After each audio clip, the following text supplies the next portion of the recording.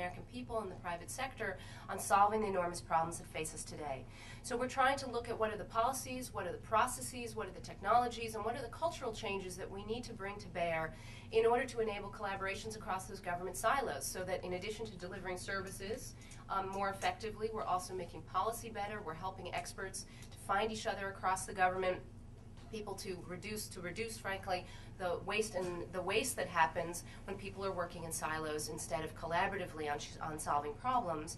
And we're also committed to working as much as possible across the boundary between not only federal, state, and local, but also with the private sector, so that we do bring all hands on deck to solving these challenges. That means we're committed to doing a better job of articulating the problems that face us and the challenges that we're confronting, so that the people in this room who are watching on the web, so that everyone out there can participate and try to drive solutions to do things in our own communities, not only with government, but again with communities, with interest groups in the private sector, to try to really meet the challenges, the enormous challenges that we're facing. So it will not be easy, and there's tremendous expectation, and that weighs heavily, and we are grateful for the trust that you have put in us to try to work on these issues, and hope that this will be a very collaborative dialogue and process.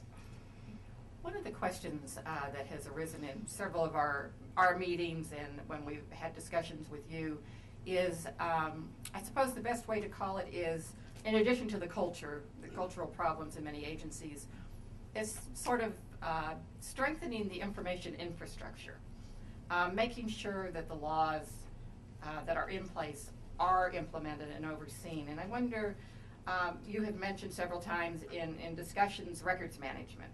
I wonder if you could address like some of those basic building blocks of transparency that need to be addressed, and how you see that playing in.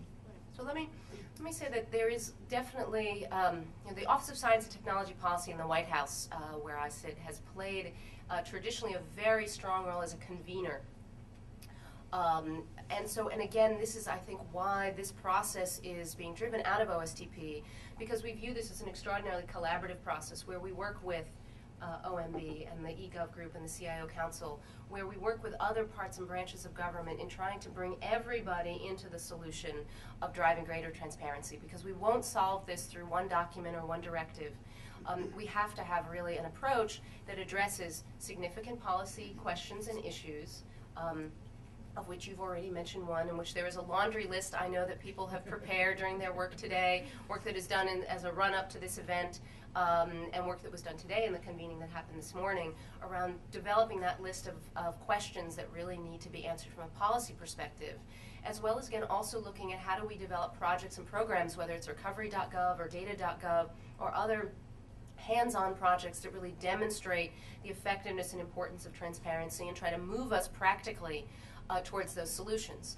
And at the same time, there's the ability to get everybody really engaged in the solution, which is useful in driving really the cultural shift of getting people comfortable with the fact that transparency, radical transparency, really means that sunshine will be shined on things. And that's not always comfortable for people, and it's not always easy, and it does lead to criticism, and it does lead to finding out what we need to know. And so that's not an easy process. So the thing I most want to emphasize is not a laundry list of specific laws and rules and policies. We will be talking about our work more publicly on the web and engaging people in that dialogue about some of the specific issues, but really because it's a long list of things we have to look at, but it's a long list that we have to look at in collaboration with a large number of people and actors. And so we really view ourselves as a kind of innovation team, if you will, of different organizations around the government that are hoping to work with as many people as possible. And I will just say that we have been running an interagency dialogue process online to begin to generate much of that thinking and ideas about what needs to change and how do we change it, right. Some of which may be done through traditional policy processes, and some of which may be done by the great work that's being done over here that's really going to push us in the right direction towards transparency that no amount of policy pronouncements will bring about by itself. Great. So I'm going to go a little bit out of order of the introductions and go next to Dan Chenok, who I'm going to ask about some of the same policy issues. But Dan, you spent a lot of time on issues of federal information policy and practices when you worked at OMB and you were a part, again, of the Tigger transition team. What do you see as the biggest opportunities and challenges that face this administration in its efforts to make government more transparent and accountable? Thanks, Patrice. Thanks for your question, and thanks again for moderating, and thanks to the Center for hosting, and to all of you for being here. It's a pleasure to be on a panel and to be reunited with Beth and Vivek, to meet Catherine. So it's a real pleasure to be here, and we look forward to your questions and to the discussion. As far as the opportunities go, and we talked a lot about this during the transition, during the run-up to the transition, Beth mentioned during the campaign, and conversations were occurring then and since. There are a number of basic functions of government that transparency can make much more effective and efficient on behalf of the people who are being served. So think about service delivery. Much of what the government does is get information, benefits, dollars out to people, out to individuals. So the more that people are aware of what those programs are, how effective they are, and where they as individuals, or perhaps the people that they're working with, as state and local governments, for example in social services, are aware of where the money is, where the programs are, how good the programs are in terms of functioning and delivering the benefits that they're intended to deliver, the more effective the government will be in terms of the budget, the more effective the administration can then identify which programs are working, where should money perhaps be reallocated to have a bigger bang for the buck, et cetera. So the government service delivery mission is certainly enabled. One of the roles of government is to ensure that the citizens, who after all are the foundation of our government, are informed about what the government's doing, even apart from particular service delivery elements and transactions. And so transparency can ensure that we as a nation understand more, which has an important value in our democracy, in terms of how well the confidence of the citizens is in the government, trust that citizens have in their government. So transparency can enable those very basic elements of the functioning of how the government works in terms of serving citizens.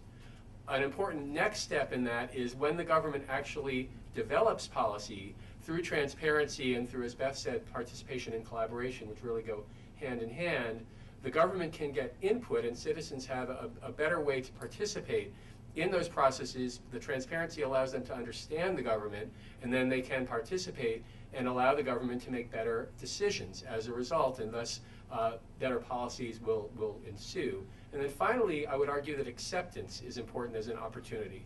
And acceptance by the citizenry of policies that they may have seen before as being involved in or designed in somewhat of a black box, somewhat opaque, to the extent that they understand why the decisions were made, the data that form the basis for those decisions, and how those decisions are being carried out, will lead to much more acceptance of the decisions by the folks who are involved, by people who are benefiting from them, and hopefully things down the road like lower litigation costs, because people understand and don't feel the need to resort to other forms of reaction when they see a particular program, because they'll have had a stake in the formation.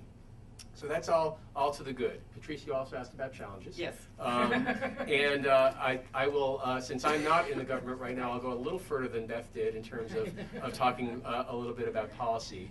And again, the great work here today, I'm sure, highlighted many of these issues. But clearly there is a perception, I don't think it's a reality, but there's a perception that open government means that there's somehow a less secure government. And part of what the challenge is to building, as Vivek says, using the government processes and the OMB policies to ensure that as agencies are building transparent systems, they see security as really part of the solution that they're building. And there's a debate in the security community about security through obscurity versus security through transparency.